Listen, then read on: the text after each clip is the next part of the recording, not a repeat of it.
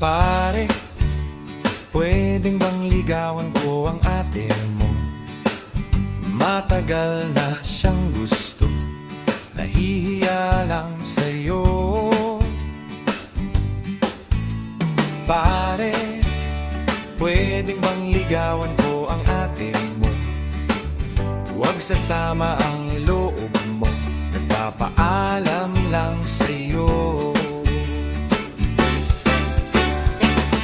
Di naman ako lalaking pobre, di naman ako nambababae. Puso ko'y nahulog na talaga sa kanya.